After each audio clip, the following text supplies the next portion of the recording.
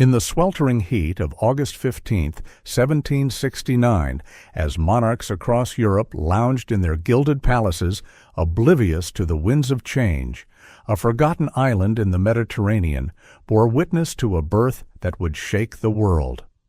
A woman, Letizia Bonaparte, screamed through the pains of labor in a modest home in Ajaccio, Corsica. Her newborn son was christened Napoleon di Buonaparte.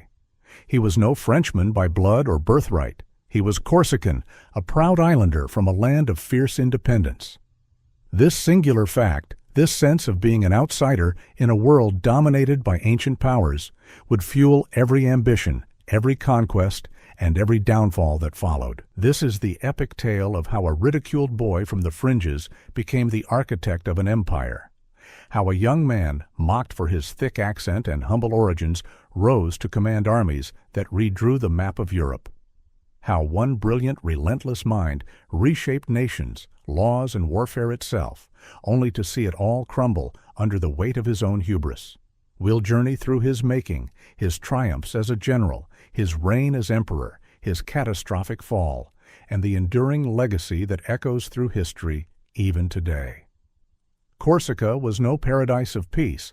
It had been bartered like a piece of property in the games of empires.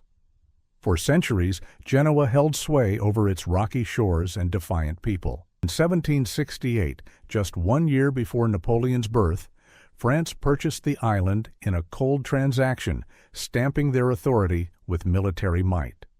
Napoleon's father, Carlo Bonaparte, a lawyer and minor noble, had taken up arms against the French invaders in a desperate bid for Corsican independence. He fought valiantly, but ultimately lost, forced to swallow his pride and make peace with the conquerors. The Bonaparte family teetered on the edge of nobility, enough prestige to open doors, but not enough fortune to walk through them with ease.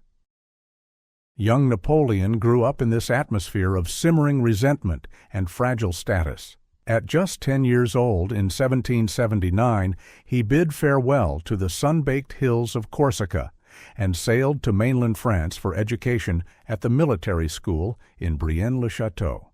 It was a wrenching departure. He would never fully belong to Corsica or France again, forever an exile in his own life.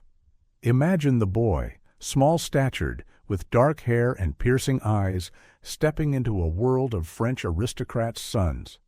They sneered at him, dubbing him the Corsican instead of using his name. His accent was a thick guttural barrier, his clothes were shabby hand-me-downs, his pockets empty compared to their inherited wealth. Rejected and alone, Napoleon retreated into the sanctuary of books. He devoured histories of great conquerors: Julius Caesar, who crossed the Rubicon and seized Rome; Alexander the Great, who wept for worlds unconquered; Hannibal, who led elephants over the Alps in defiance of Rome. These weren't just stories, they were blueprints.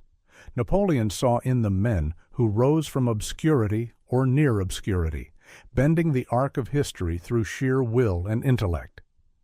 He graduated from the École Militaire in Paris in 1785, not the top, but far from failure. Commissioned as a second lieutenant in the artillery, he was overlooked by superiors. No one expected greatness from this provincial upstart. No one, that is, except Napoleon himself. France was a powder keg. The people starved while King Louis XVI and his court feasted in Versailles. The treasury was empty, taxes crushed the common folk, and nobles turned a blind eye to the suffering. Then the spark ignited. The storming of the Bastille, the eruption of the French Revolution. The old world didn't slip away gently. It convulsed in agony, screaming as institutions crumbled, blood flowed in the streets, and fires consumed the symbols of monarchy. By January 21, 1793, the revolutionaries had gone further than anyone imagined. They beheaded their king on the guillotine in Paris's Place de la Révolution. To the average citizen, this was sheer terror, madness that threatened civilization's collapse. But for the ambitious 23-year-old Napoleon, now a captain in the artillery, it was a golden opportunity. The revolution had upended the social order. Talent could now trump birthright. His big break came in 1793 at the Siege of Toulon, a royalist stronghold held by British-backed forces. The Republican army was desperate, their commanders inept. They handed Napoleon command of the artillery, figuring they had nothing to lose. He surveyed the terrain with a mathematician's precision, positioning cannons on overlooked heights to rain fire on the enemy fleet. "Give me 3 weeks," he boldly declared. On December 19th, exactly as promised, Toulon surrendered. The victory was stunning. The British ships fled, the Royalists scattered. Overnight, Napoleon Bonaparte, note the Frenchified spelling he adopted, transformed from an obscure Corsican captain to brigadier general at age 24. The revolution didn't care about accents or origins. It rewarded results. But France was far from secure. Enemies encircled the young republic. Austria, Prussia, and Britain formed coalitions to snuff out the revolutionary flame. In 1796, Napoleon was dispatched to Italy with what could charitably be called an army, 40,000 ragged soldiers, unpaid for months, shoeless, starving. "This is suicide," generals whispered, yet what unfolded would etch Napoleon's name into military annals forever. He addressed his troops on the eve of the campaign. "Soldiers, you are naked, ill-fed. The government owes you much, but can give you nothing. Your patience, your courage, do you honor, but no glory, no fame is echoing around you. I seek to lead you into the most fertile plains in the world. Rich provinces, great cities will be in your power. There you will find honor, glory, and riches." He didn't mince words. He promised plunder, and he delivered. In one whirlwind year, Napoleon waged 14 battles, claiming victory in 13. His genius lay not just in speed, but in innovation. Traditional European armies lumbered in rigid formations, adhering to century-old doctrines of honor and predictability. Napoleon discarded the rulebook. His one commandment: win. He split his forces into fast-moving divisions, striking multiple enemy positions simultaneously to sow confusion. "Where is Bonaparte?" Austrian commanders fretted, unable to pinpoint his main thrust. When morale dipped, he charged at the front, sword in hand, rallying cries piercing the din. At the Battle of Lodi, he personally led the assault across a bridge under withering fire, earning the nickname Little Corporal from his adoring troops. By 1797, after triumphs like Arcole and Rivoli, he compelled Austria to sue for peace at the Treaty of Campo Formio without even consulting Paris. The French Directory was stunned. This 27-year-old nobody from Corsica had single-handedly vanquished one of Europe's mightiest empires. Returning to Paris in triumph, Napoleon was hailed as a savior. At 28, the outsider had become France's most potent weapon. But the nation itself teetered. A decade of revolution had bred terror under Robespierre, economic ruin, and political instability. Governments rose and fell like autumn leaves. The people yearned for order, stability, someone strong to steer the ship. Napoleon, ever the opportunist, sensed the vacuum. While campaigning in Egypt in 1798–99, chasing Oriental glory and cutting British trade routes, he kept tabs on French affairs via smuggled newspapers. The Directory was collapsing. In a bold move that bordered on desertion, he abandoned his stranded army in Egypt and slipped back to France in secret aboard a frigate. Landing in October 1799, he was greeted not as a traitor, but a hero. On November 9th, 18 Brumaire in the revolutionary calendar, Napoleon orchestrated his coup. Backed by loyal troops, he marched into the Legislative Assembly in Saint-Cloud. Chaos ensued. Deputies shouted, "Outlaw!" as soldiers cleared the hall. By afternoon's end, the French Revolution was over, not with a bang, but with bayonets. Napoleon emerged as first consul, effectively dictator at age 30. He hit the ground running. First, the Napoleonic Code, a sweeping legal reform codifying equality before the law. securing property rights and granting religious toleration. No more feudal privileges, merit would rule. He overhauled education, establishing lycées, state-run schools open to talent, not just the elite.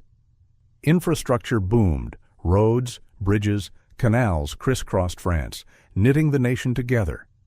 Economically, he founded the Bank of France to stabilize currency ravaged by inflation. Diplomatically, he reconciled with the Catholic Church via the Concordat of 1801, reopening churches but keeping the state supreme.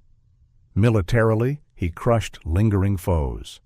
At Marengo in 1800, he turned a near defeat into victory against Austria. Peace with Britain followed in 1802, the first respite in years. The French people revered him. He had delivered order amid chaos, glory without endless strife. In a mere decade, the Corsican boy had become France's unchallenged master. Yet, as with all men forged in fire, Napoleon didn't know when to stop. Ambition, once his ladder, would become his noose.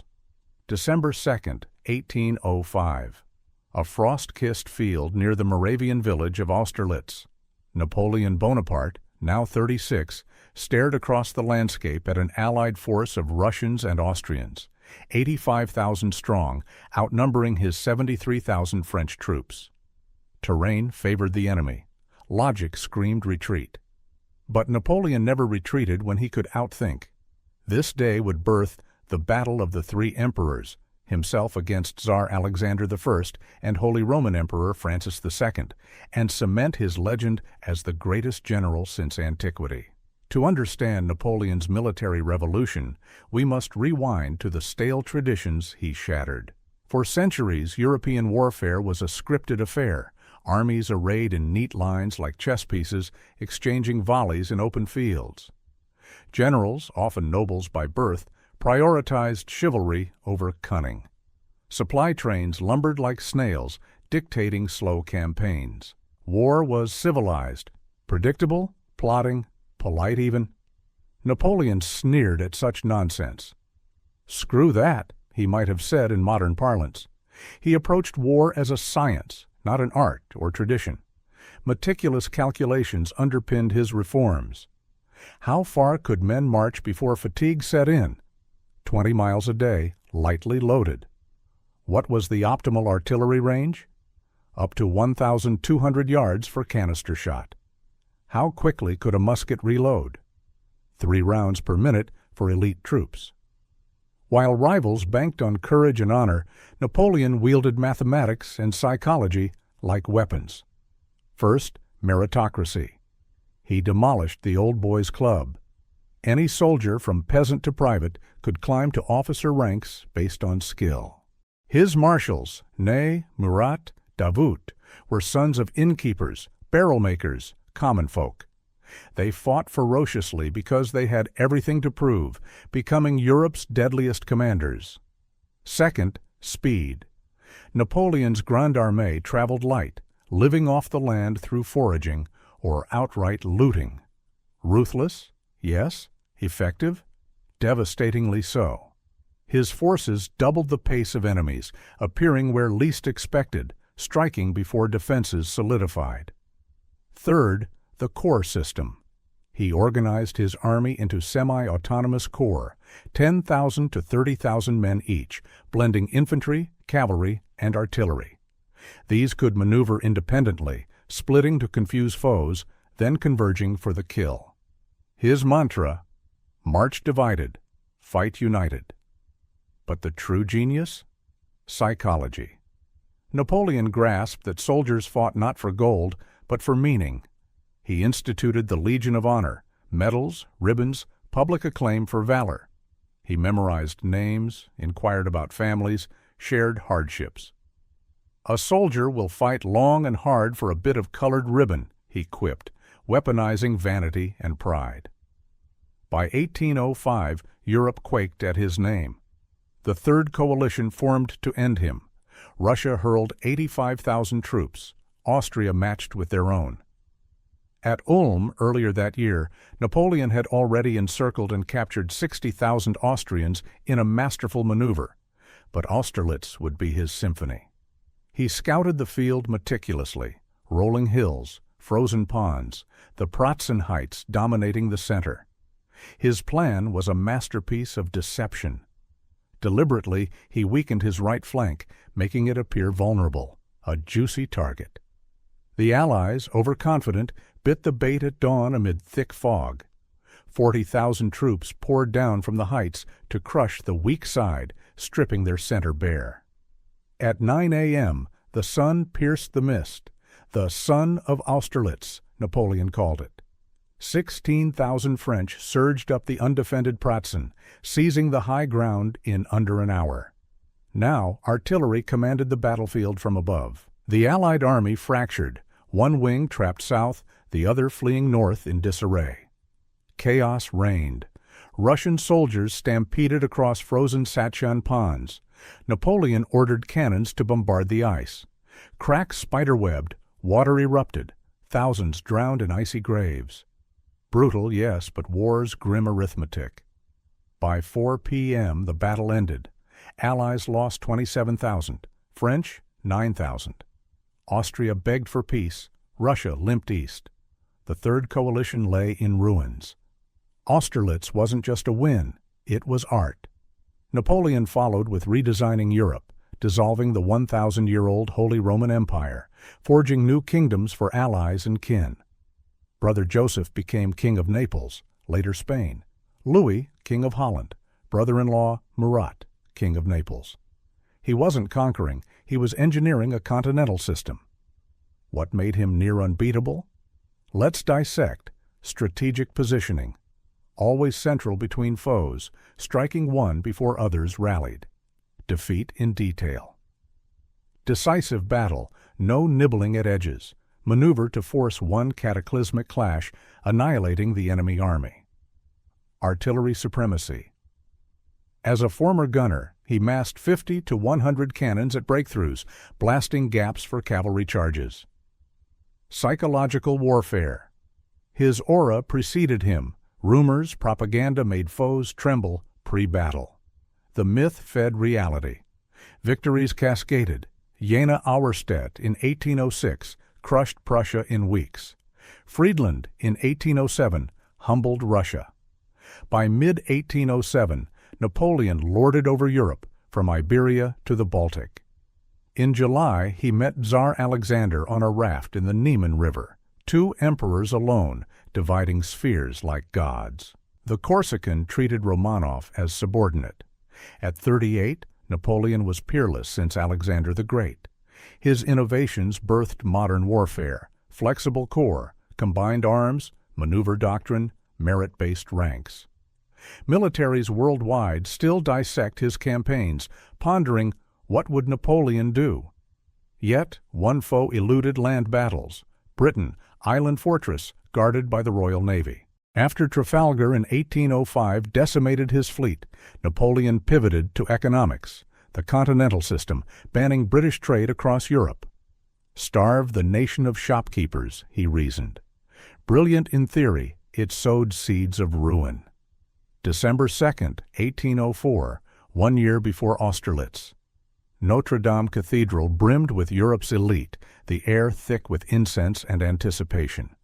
Pope Pius VII, summoned from Rome, raised the iron crown of Charlemagne. But Napoleon snatched it, placing it on his own head. No divine right, no papal blessing. He crowned himself. Then, tenderly, he crowned his wife, Josephine. This act encapsulated Napoleon, self-made, audacious, human in fleeting moments. The French Revolution had thundered, liberty, equality, fraternity. Death to kings, power to the people. Yet it devolved into the reign of terror. Robespierre's guillotine claimed 17,000, including himself. Governments floundered until Napoleon's 1799 coup. As first consul, he was dictator de facto. But dictators perish, empires endure through bloodlines. To legitimize, he staged a plebiscite, 3.6 million yes votes to 2,500 no. Utterly rigged, yet rubber-stamped. On this day, Napoleon became Emperor of the French. Message: power from will, not God or tradition. Did he betray the revolution? Superficially, yes, from republic to monarchy, equality to new nobility. He muzzled the press. 73 Paris papers shrank to 4 state-controlled. Secret police quashed dissent, ruled by decree, no free elections. Yet, examine deeper. In 1804, alongside coronation, he unveiled the Napoleonic Code, 2,000 articles reforming civil law. Core tenets: all equal before courts, regardless of birth. Religious freedom for Jews, Protestants, all. End to feudalism, no serfs or lords. Secure property rights against arbitrary seizure. Revolutionary indeed. He exported it via conquests. German peasants gained rights. Italian merchants, legal shields.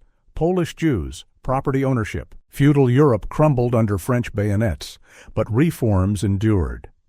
Today, over 70 nations, from France to Japan, Louisiana to Brazil, base laws on his code. My true glory is not to have won 40 battles, he said. Waterloo will erase the memory of so many victories. But what nothing can erase is my civil code. Education, lycée, democratized learning, merit-based entry, curriculum in sciences, history.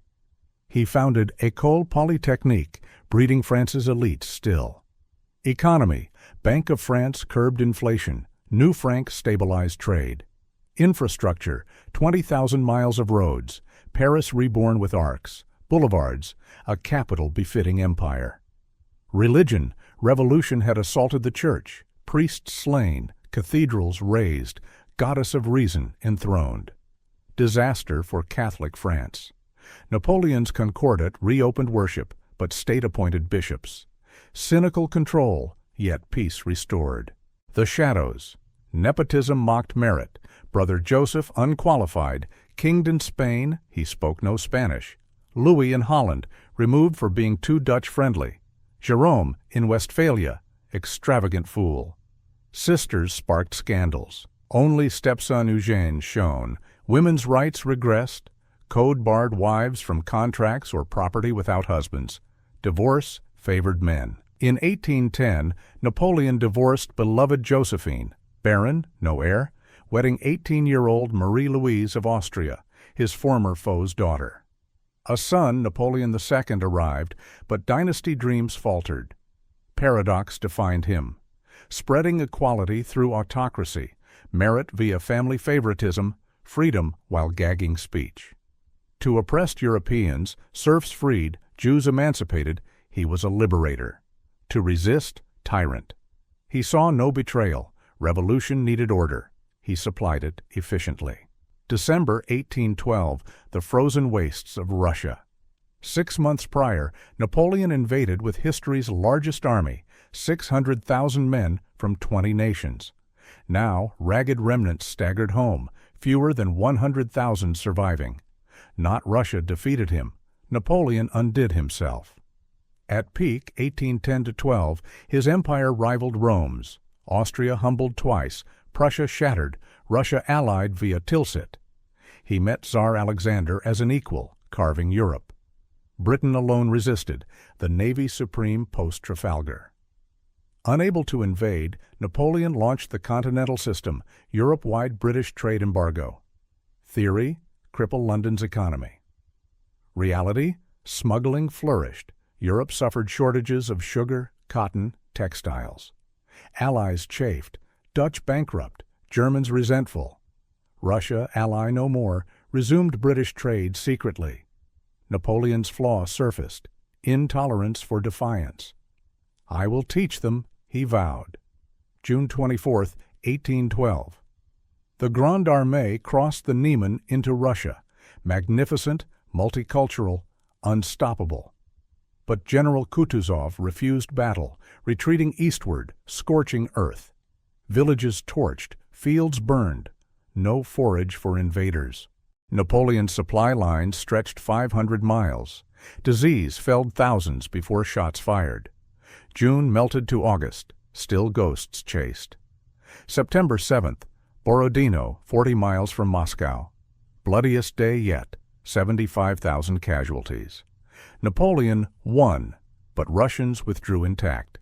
He entered Moscow September 14th, deserted, no surrender. That night, fires erupted. Muscovites arsoned their city. 3/4 burned. Napoleon watched helplessly. He lingered 5 weeks, awaiting peace overtures. None came. Tsar Alexander from St. Petersburg waited for winter, Russia's eternal ally. October 19th, retreat ordered. Too late. November snows hit. Temperatures plunged to -30 degrees Celsius. Men froze marching, horses starved, useless. Cossacks harried flanks, peasants ambushed. Berezina River crossing, bridges collapsed under artillery, thousands drowned in panic. Discipline evaporated, every man scavenged alone. The invincible Grande Armée dissolved into a mob. By December, survivors reached Vilnius. Of 600,000, 40,000 to 100,000 returned. Estimates vary. Napoleon ditched them, racing to Paris incognito to quash rumors, raise fresh forces. Myth shattered, foes pounced. Sixth Coalition, Prussia flipped. Austria, his father-in-law, joined Russia, Sweden, Spain. 1813, Leipzig's Battle of Nations, largest pre-WWI clash, 600,000 troops. 4 days. Napoleon outnumbered 2-1. Brilliant defense, but bridges blown prematurely trapped 30,000. Defeat total. Germany liberated, Allies invaded France. 1814, Napoleon with 70,000 conscripts, boys and elders, faced 350,000 invaders. 6 days campaign. Tactical miracles, 4 wins in 6 days. But numbers overwhelmed. Paris fell March 31st. Senate deposed him. At Fontainebleau, marshals mutinied. April 11th, suicide attempt. Poison failed. Too aged. April 13th, abdication. Empire gone. Exile to Elba, a speck off Italy, from continent ruler to island kinglet. On Elba, he micromanaged. Roads built, mines reformed, 1,000-man army drilled. But eyes fixed on France. Bourbon King Louis XVIII bungled, taxes hiked, veterans snubbed. People whispered, "We miss the Emperor." February 26, 1815. Napoleon escaped with 1,000 loyalists. Landing in Golfe Juan, he marched north. Troops sent to arrest? They defected, crying, "Vive l'Empereur!" Regiment after regiment joined. Paris gates opened March 20th. Louis fled. 100 days began. Europe mobilized. 7th Coalition. June 18th, Waterloo, Belgium. Facing Wellington's 68,000 Brits/Allies. Blücher's Prussians en route. Rain-soaked fields. Napoleon attacked midday. British held.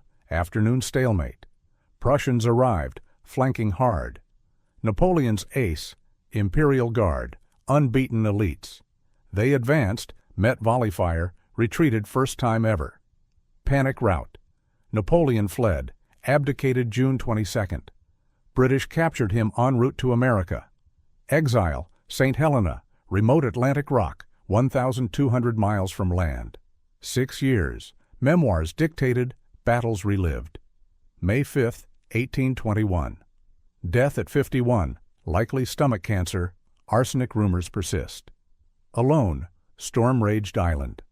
December 15, 1840. Paris streets thronged with 500,000 mourners. Napoleon's remains, exhumed from St. Helena, processed homeward. Veterans wept, saluting. Interred at Les Invalides, his tomb a marble monument.